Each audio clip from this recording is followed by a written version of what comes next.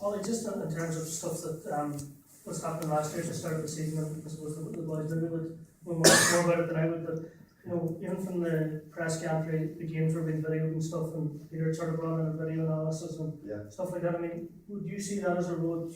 Absolutely. I see that as a role. We discussed this earlier on. I also see where, you know, a role of should we play over Ramblers next week, and we're playing Friday, they're playing on a Saturday, beating Longford again. I would find it imperative that I or someone that I trust would have a match report on that. I think it's essential.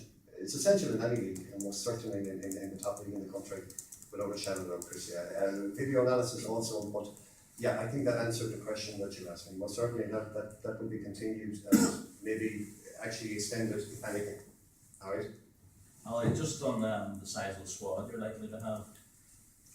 Last season, Harps used 37 players during the season in the first team squad. Okay. Do you see that as being too many players in and around the squad, or would you see yourself limited to say an 18 or 20 man squad? To me, if you have 18, if you have 38, if you can get them football, if you get them football within the league, if you can get them football, as Chris touched on, within the Ulster Senior League, I would have no problem so long as they're getting football. If they're not getting football, there's no point in having those numbers there. Yeah, but the reason I asked, those 38 actually featured in the first team squad, actually were in the first team panel at some stage during the season.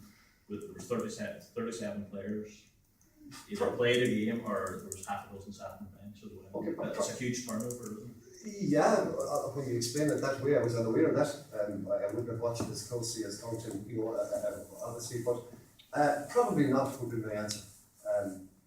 You know, I wouldn't envisage using 37, 38 players in the first division season, albeit in the 28. It's a long year now, and I do see why, you know, you're 18, absolutely not. You know, somewhere in between obviously is probably the best answer, but circumstances could change. I mean, I know at one stage there was a huge injury crisis in this club. I think through the month of July, I might be wrong, but I don't think there was a centre half available at one stage when you were playing Longford at home. So, you know, there are reasonings, you know, but in general, no, I would be surprised if I end up leading a squad as big as that. That's probably the best way I can answer it. Are we likely to see players who played in last season's Ulster Senior League featuring for Twin Harps in the coming year? There would be a number that I would be interested in, yeah.